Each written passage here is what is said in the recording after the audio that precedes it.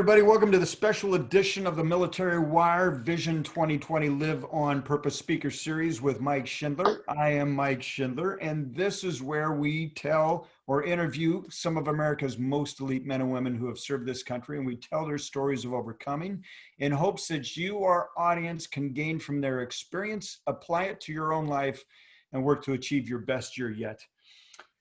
And boy, I'm excited about today's interview, folks. The question I'm going to pose to everybody that's listening or watching this today, and if you're watching this today, welcome to the show. But is America soft? And our guest today is going to help us unpack that. Our guest today is rare air. And I'm just going to say he's part of the greatest generation. Fiske Hanley was a flight engineer on a B-29 bomber squad in World War II. And when he and his crew were shot down over Japan, he became a prisoner of war. He tells his harrowing experience in his book, Accused War Criminal, which is right here. It is available for you guys to order. Be sure you pick this up. It is a wealth of knowledge. It is incredible. And was published by Brown Books Publishing Group. But ever since that experience, Fiske has been living his life on purpose. He's been living it to his fullest. I love that book, Fiske. Here's the other cool part about Fiske. He turned 100 years old on January 14th, and he's been quarantining in his house ever since coronavirus broke out. But Fiske, I understand you're calling us from the hospital. Is that correct? No, Trinity, yes. He's at Trinity Terrace. It's an independent living community, and he's currently on skilled nursing to get stronger. Wonderful. Well, Fiske, our prayers are with you, and we are praying that you get stronger, my friend. Well, welcome to the show. I don't hear too well, so I'll try to understand any questions you ask me, because I got a lot of things I can talk about. Okay, well, I will. You turn me on. Okay, well, I'm going to turn you on, Fiske. I'll just put this down. I look like a bank robber because I talk. Well, you know, the people who publish this all over the world, it's not being published in, not only in English, but German and Japanese, all over the world. Is that right? About that. Well, I want to get to your book too, Fiske, because your book details a part of your experience in World War II. And before we get into that experience, as a teen, what compelled you to fight on behalf of America? Why did you join the war effort? Why? I was a senior at Texas Tech University in 1943, actually 42, and I got a letter from the World War II draft board saying, "Greetings, we have selected you to be a draftee and join World War II." And I wanted to graduate in 1943, so I went down to the Army recruiting station in Lubbock, Texas, and signed up as an aviation cadet, engineering officer type, because I was an aeronautical engineer to be, and they said they would let me graduate. So in the spring of 1943, I graduated at Texas Tech one night in the spring, and I hadn't heard a word, so I went down to the recruiting and said, "When am I going to get called up to go to be a cadet?" And the recruiting officer said, "Here is your train ticket. The train is waiting. Go." So that's how I left. With my parents had to come get the car after I was on the train going. So no kidding. So I don't know how much you want to know about that, but the train went all the way with me to Boca Raton, Florida. Boca Raton, a very fancy club down there that the Air Force had Army Air Corps had taken over, and that's where they had about 700 cadets, about 200 of which were engineering officer type. That's what I was going to be, and maintain airplanes. There were 700 cadets. The rest of them are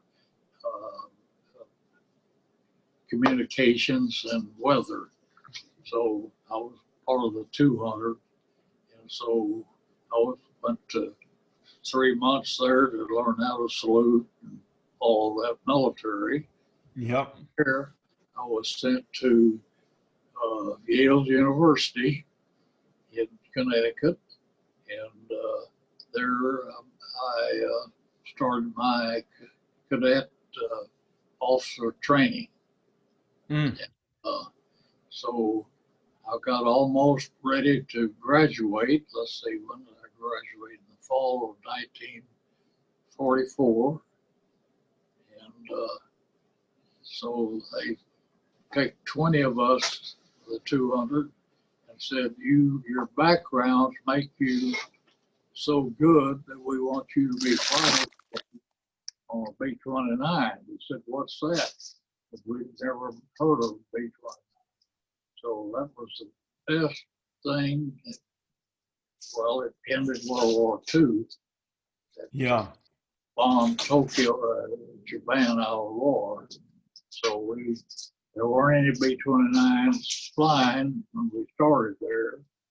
But while we were at Yale there, let's see. Yeah.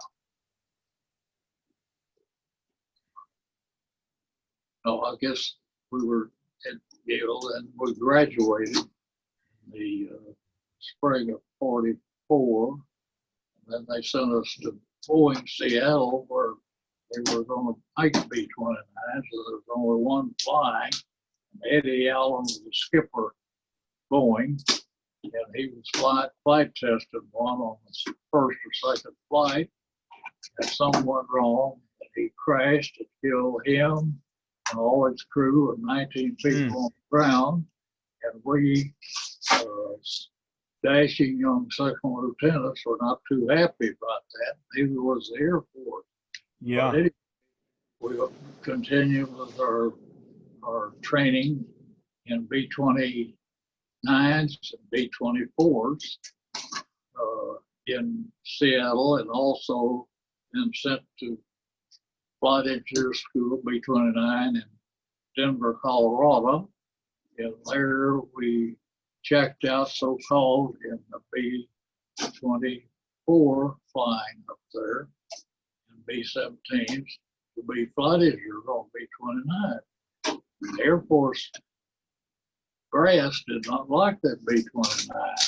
So here we are in Denver, 3 months there, training in these two earlier bombers.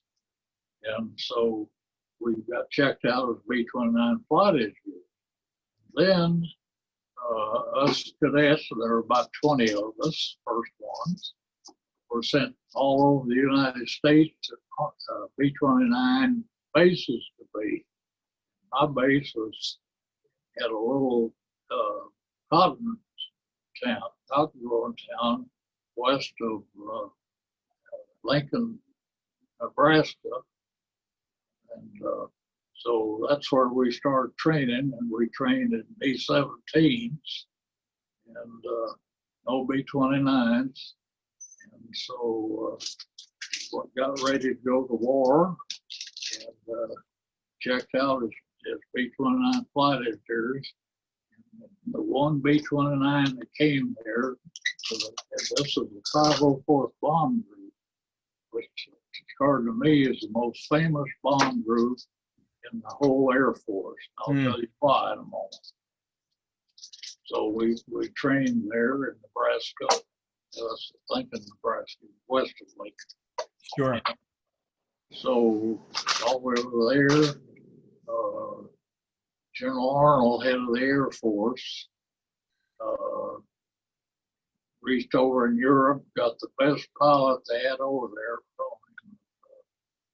Paul Tibbets, and brought him over and told him, give him the order to go pick the best squadron in the whole Air Force.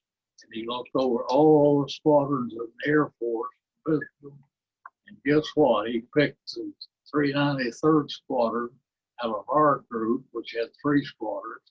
And I was in 398, I was 424, and took that 393rd out to Wendover, Utah, and they became his 509th Bomb Group. Wow. Overnight, 1 squadron, 393rd, became his atomic bomb dropper. Mm. They didn't know what they were doing. They were dropping these dummy bombs. They Yep. said, man the war. And they didn't know how, but they had these funny looking bombs. So we knew them. We corresponded together. And Tibbetts put that together. It's a 509th Bomb Group. He had his own military, his own guards, transport, everything complete within that one 509. So they trained dropping these funny looking bombs. And so then we finished our training in Nebraska in our 509th or 504th Bomb Group and went over to Tinian Island in the Mariana Islands, 1,200 miles from Tokyo.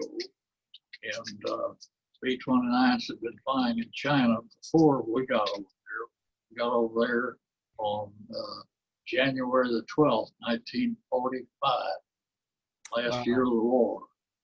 And so we started flying missions.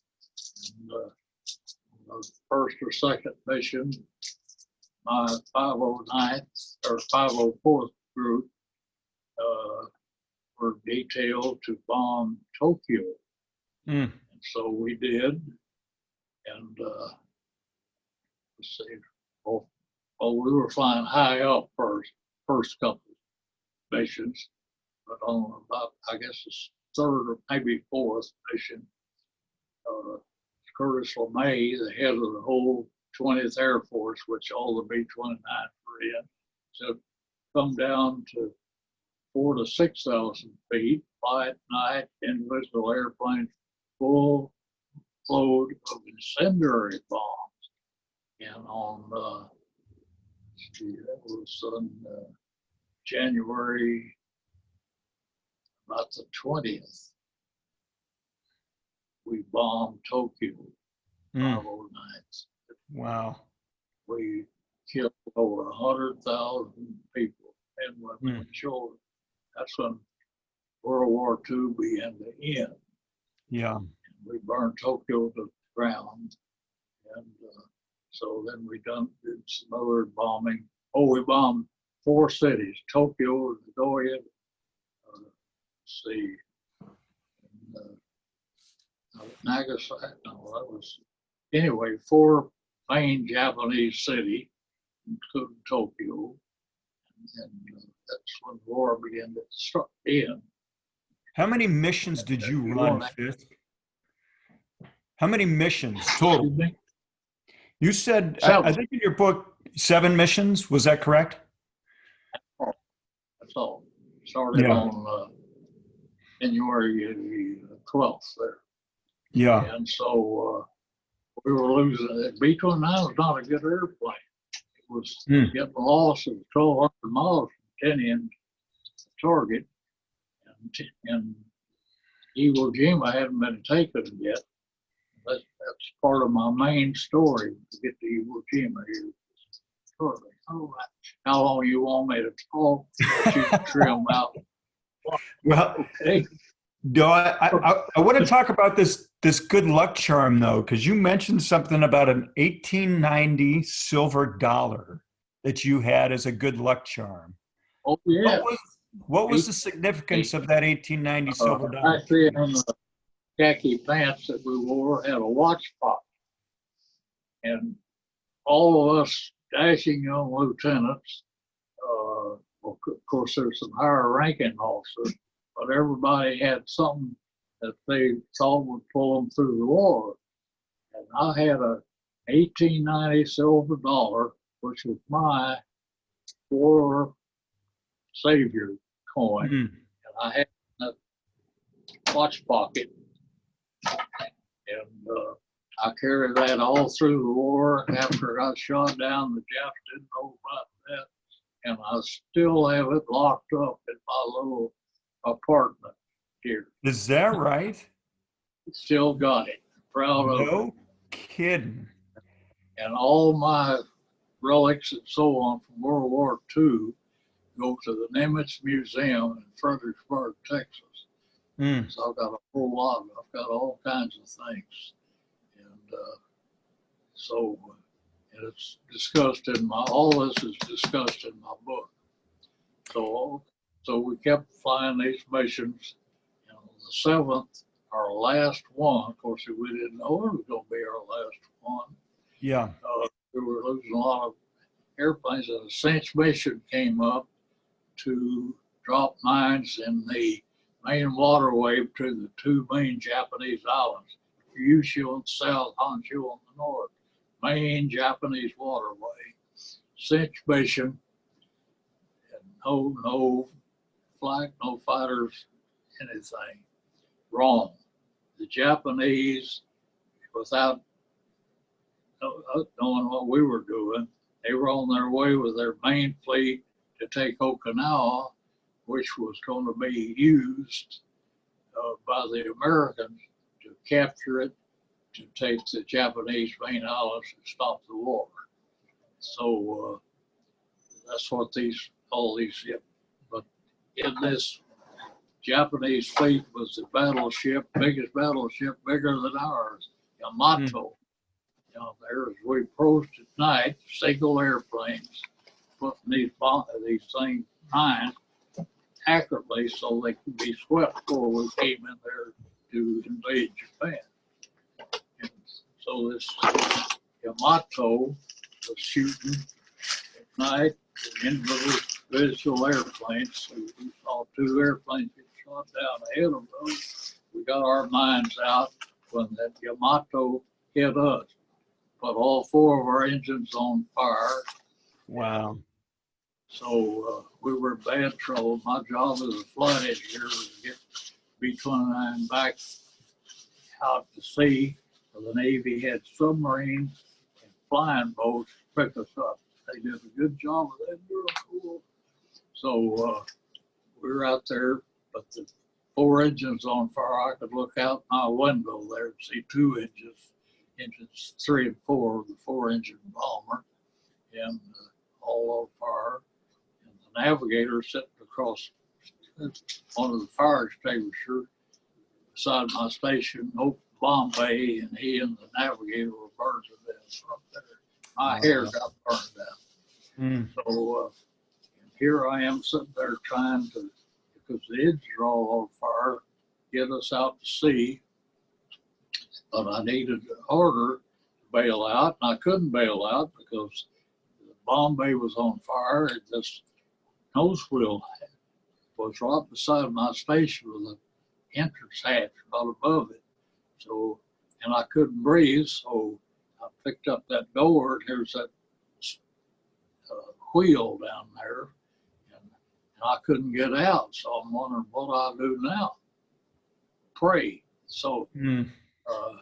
But while I was holding up, it was run by electric wires coming through the Bombay. I knew that wouldn't work, but somehow or other, the electric wires, somebody up front put the gear down. Now I got a way out. No interphone was all shot out. So I knew that I had to make my own decision. So, but while I was holding that up, a figure came up front.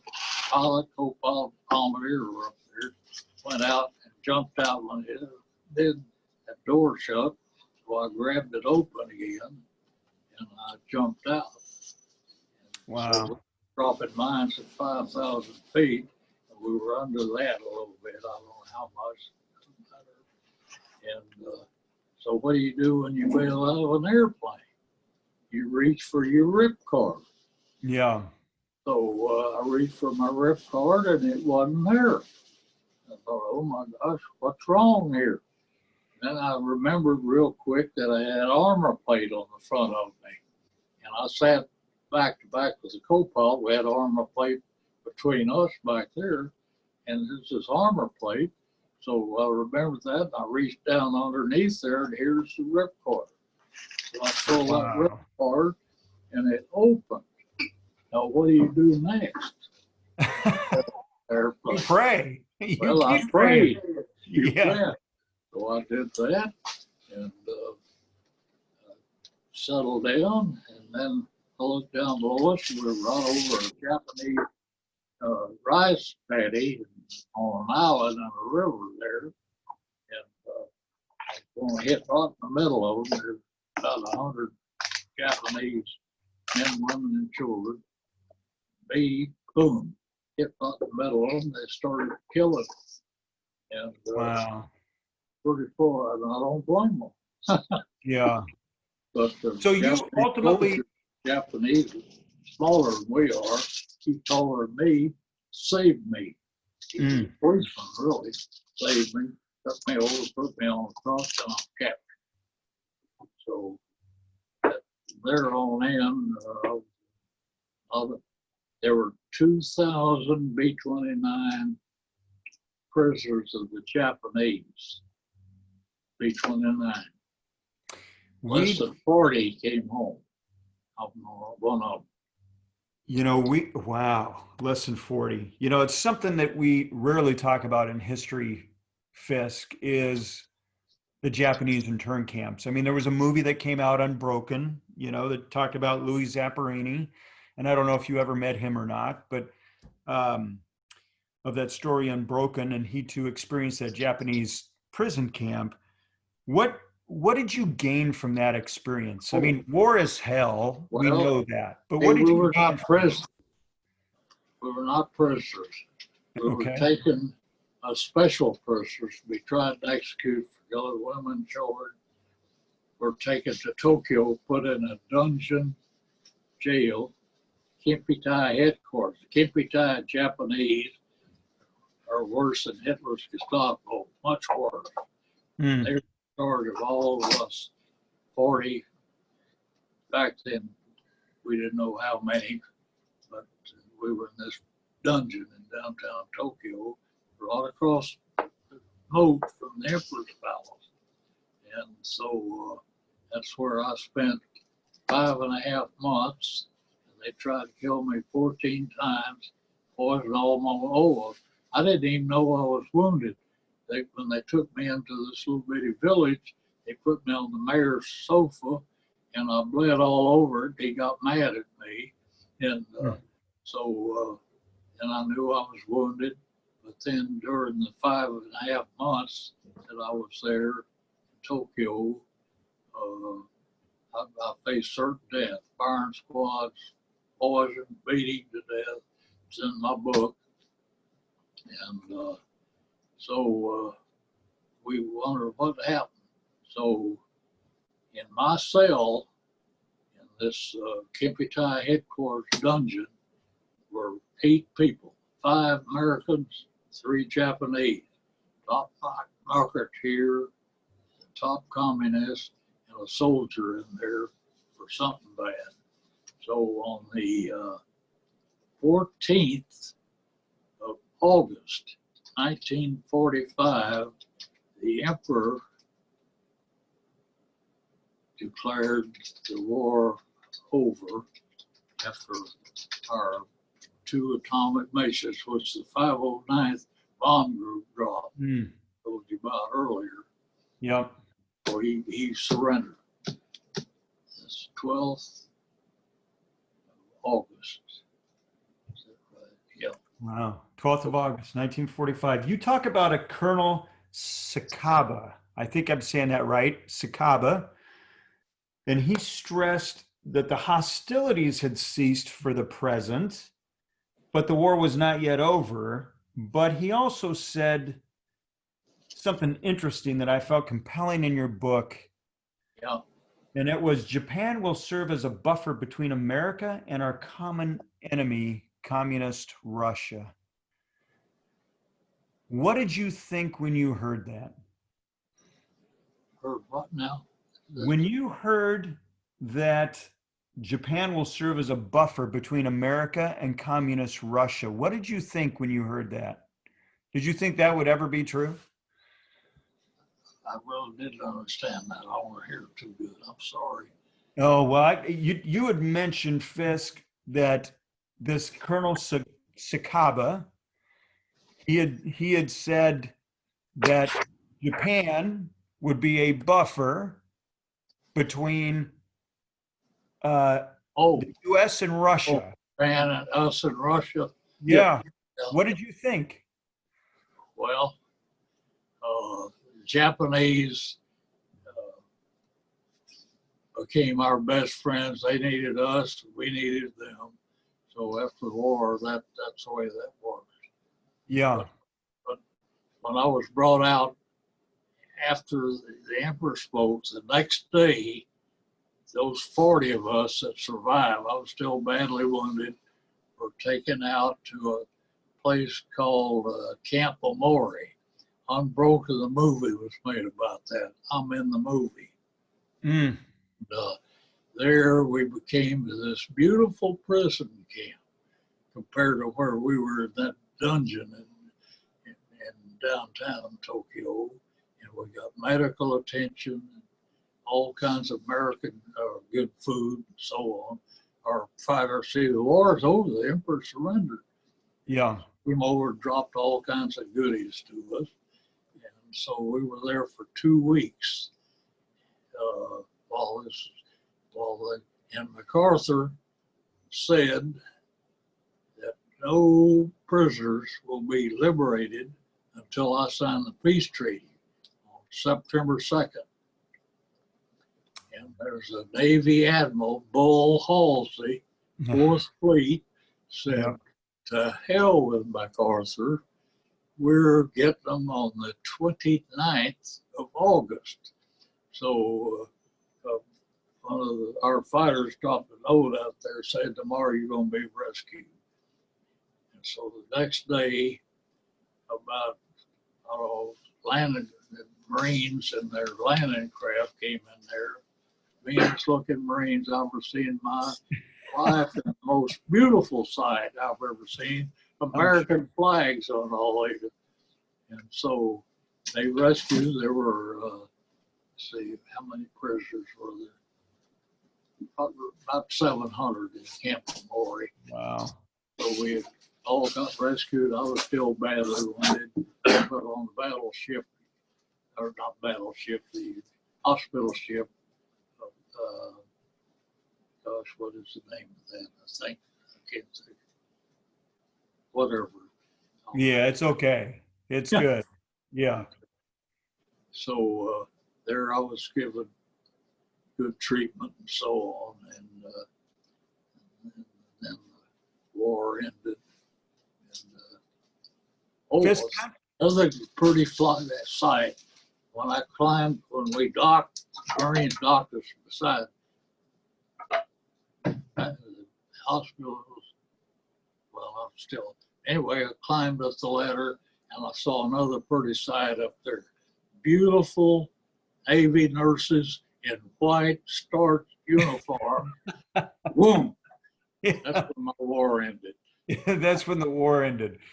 Fisk, you have got such a great attitude through all of this. I mean, that's, war is a horrific experience, no matter how you shake it, on everybody involved. And you came out of war and you continue to make impact. How did you develop such a great attitude after war to continue to just add value? Well, see, I was well educated. And when I came out, I got out immediately and typed with my college typewriter. I had this stress syndrome, which no one knew anything about. I didn't. But the good Lord, I guess, told me to type all this out, and I did. I had some beautiful American Airlines stewardesses. I'd take about 10 pages a day down there. They'd bring them up to date, and that's what my book was based on. Mm. So, I did real well with recovery. After the war, went to work for General Dynamics and flew B-36s and became one of the designers of the F-16 fighter, which is still flying. Yes, sir. Georgia weapons on it too. So Wow. quite a career. You've had quite a life. Is it, when you look back, because 100 years, I mean, that is a milestone. I mean, that is, you know, Yeah. such a milestone. When you look over the history of America, what do you see in America today? Do you see Americans with the same resolve, or do you see that we have a lot of area to grow? What do you see? We haven't won a war since World War II.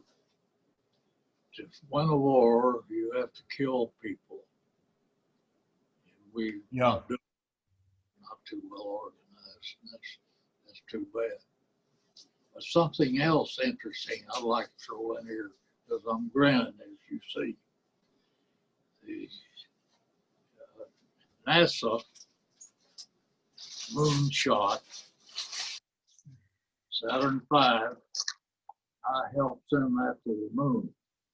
The Germans, Werner von Braun, couldn't make the instrument stage of that, which was not under the people stage. It's just 3 feet high, 260 inches diameter. So they found out about what we were doing at General Dynamics, and this would make that stage. So they signed me up and my people to do that at General Dynamics here at Fort Worth. And I built it, and they came down there to try to tell me how to do it. And I told them to go home. We built it, and we did. And they went to the moon.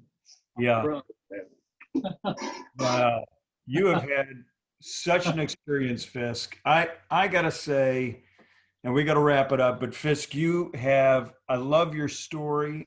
I love who you are as a person. I want you to know that our audience is going to be praying for you for a continued longevity. And your book, Accused War Criminal, this book here, right, is a must read. And I have not gotten all the way through it yet, but I am learning things in your book, Fisk, that I believe should be taught, that we should learn from. Because as you and I both know, nobody wants to ever go to war. Yes. We just don't. But if we're in it, we need to know how to navigate through it and come out the other side and continue to add value like you did, Fisk. And I just want to say, from a sailor. Have you read the whole book? I have not made it through the whole book. I got to page 303. So that's why I was asking. A lot of stuff in there. There is. Including the original war crime trial reports in Tokyo, where they tried the bad people the whole war with Japan in Tokyo. It's got all those records in here because the chief prosecutor became my friend, and he didn't know what to do with those.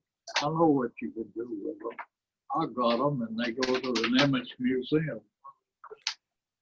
That is so great. Well, Fisk, I'm encouraging everybody to read your book. For our audience, be sure that you pick up Fiske Hanley's book, Accused War Criminal. You can get it on Amazon. You can get it all over the place. Be sure you look for it. Mr. Fisk, I want to say thank you for being on the show. It has been a true pleasure and honor, sir. Well, my pleasure. And my job, according to some preachers, is why am I still alive at 100? And they said, you've got a purpose in life. You're going to live another 5 or 10 years. Your job is to tell the world, I speak to audiences all over, what bad people do. Yeah, well, Peace. you have shared. And you know what I love is bad people do bad things, but there's good people in the world like you, sir, that are combating that. And I thank you for being on that front line. And I might say something else. You can edit anything you want out of here. Oh, no, we keep it real, Fisk. Yeah, go ahead. The atomic bombs that Paul Tibbets dropped, the Japanese are going to use 40 million Japanese men, women, and children to stop our invasion. They would sink every ship we had, kill everybody. So atomic bombs save probably 20 million people. Yeah. That's not any book, but this one. Wow, that is something. Well, we pray that we never have to go to war again. And we pray that Americans, well, it's probably true, Fiske. You're probably right, sir. And you've got more knowledge than I do on this for sure. Right. All right. Well, thank you, sir. I appreciate it. A smart salute to Pleasure. you. Be Good well, salute. be blessed. You bet. Thank you. Take care.